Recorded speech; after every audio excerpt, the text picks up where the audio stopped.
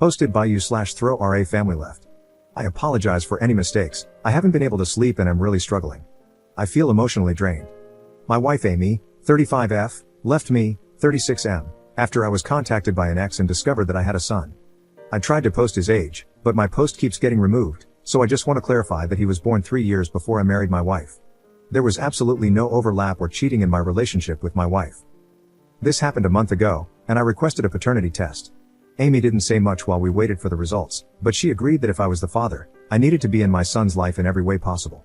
2 weeks ago, the results came back confirming that I am the father, and immediately, Amy said she wanted a divorce and began packing her and our children's belongings. I was confused and asked her why, but she just cried and said she loved me. Amy and I have been married for 10 years.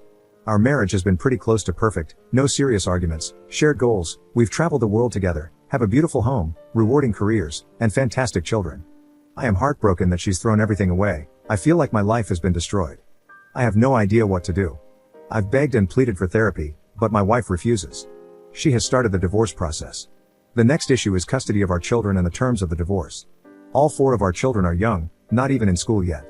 She says if I agree to give her primary custody, she will let me have the house, will not want child support, and will give me all of our savings so I can raise my son, as his mother is struggling. She also agreed to pay for some home help for me. I am disabled and need assistance during flare-ups, which she usually provides. I told her I could afford it on my own, but she insists, saying she wants to help out since she won't be there. She plans to move across the country with our children but said she will bring them for at least 2 weeks every 2 months so I can have a relationship with them, and she will pay for me to fly out to see them whenever I want. I don't know what to do. I have no family to discuss this with, because 2 of Amy's and my children are adopted, and my parents and extended family think my biological son is more important than them, which is obviously untrue. It makes me feel terrible, but I don't even know my son. It feels like I'm losing everything for someone I don't know. I know he's a child, and I shouldn't feel this way, but all I ever wanted was my wife and kids. While I will love my son and take care of him, I don't feel like he is truly my child yet because I haven't had the chance to get to know him. A month ago, I wouldn't have recognized him if I saw him on the street. I feel so much guilt for feeling this way. Amy and I are both fairly well off, but she is more so than I am. She offered to hire a lawyer of my choosing if I don't agree with her terms. I told her again I could afford it, but she says she just wants to ensure I get a fair deal. But I can't. I don't want to divorce or lose my children. I love my wife and children more than anything. I just don't understand her motives or why she's doing this. It feels like I have to choose between my son and my wife and our shared kids. I keep trying to make sense of it in my mind. She will not give me any reason for wanting a divorce. She's even being incredibly nice to my son. His birthday was recently, and she bought him a new game system. They haven't met, she said to say it was for me and his siblings. She even told me what her nephew, the same age as my son, is into so that I can get things my son might like. I don't even know what kind of advice I'm looking for. It feels like my life has been completely ruined. I'm in therapy, but it doesn't seem to help. A month ago, my wife and I were planning to try for another baby and choose our next vacation spot, and now I'm going to be divorced. How do I move on? How do I not unfairly resent my son when I know it's not his fault? I keep hoping there's a way to convince her to stay, but I don't even know what the real problem is. I'm hoping someone else who's been through discovering they have a child after 10+ years might know where to start or what I can do to either move on or convince my wife that this doesn't have to happen. Any advice at all would be appreciated. Edit. I have not asked my wife to be a caregiver to me. I rarely have flare-ups bad enough that I need a caregiver, maybe once a month, in a bad year, to a few times a year. My wife has been insistent our entire relationship on caring for me because she wanted to whenever I did need help. If she was burnt out or stressed, there was always the option to hire help. She was the one who did not want home help. We divided our workload equally in our household and had a nanny who assisted us with much of the housework, as well as regular cleaners, etc. As far as finances, while she earns more money than I do, we are both quite well off. We both work around the same number of hours and contribute equally to household bills. I believe if my wife were unhappy, she would have said something. We have never had any issues in our relationship, and any problems that arose she would communicate to me, and we would work together to solve. We always did check-ins in our relationship to make sure we were on the same page and could communicate in a healthy way. The more I hear stories from commenters, the more I believe she just did not want to be a step-parent. Second, while I have no way of proving that my wife was not cheating, I do not believe she was. We regularly used each other's phones, spent the majority of our time together, and she has never given me a reason to be suspicious.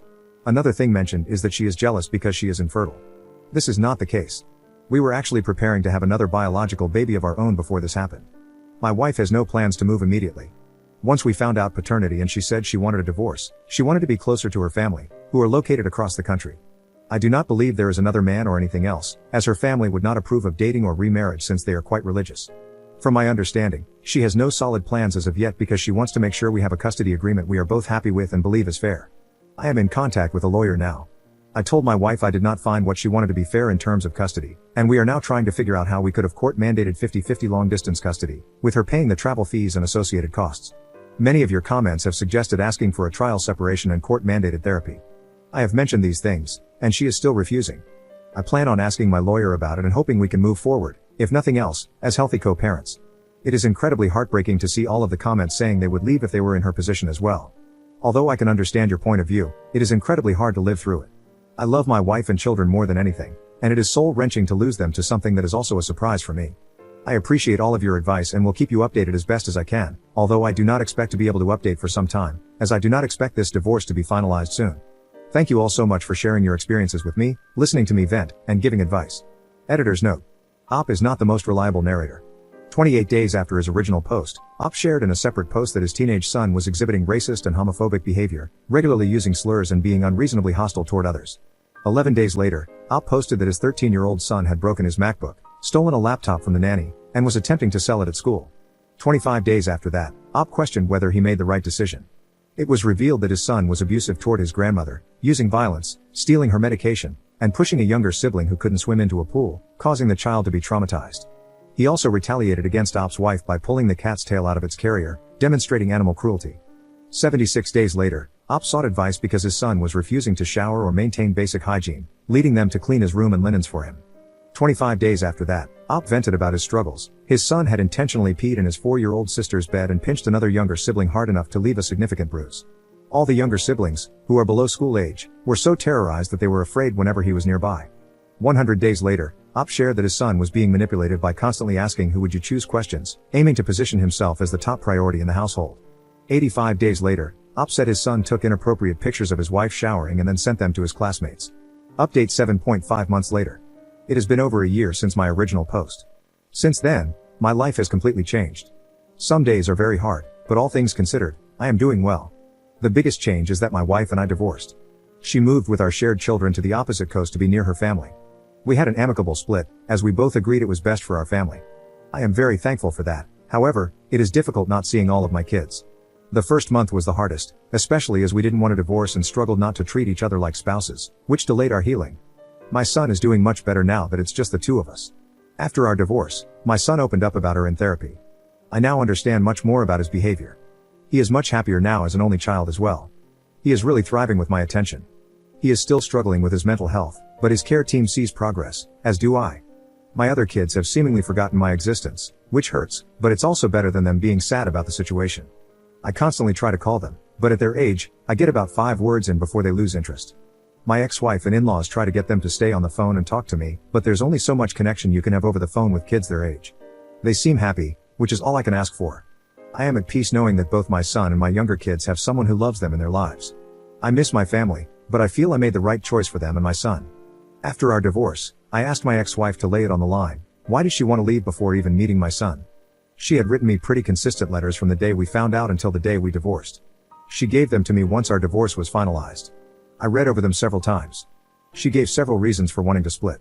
She felt she had chosen me to have a family with, and I had already had a family. If she had wanted strangers in her life, she would have married a man with kids the first time. She specifically chose someone without kids and felt she had made a mistake, as now other people would have some control over our lives, and a stranger would be in our home.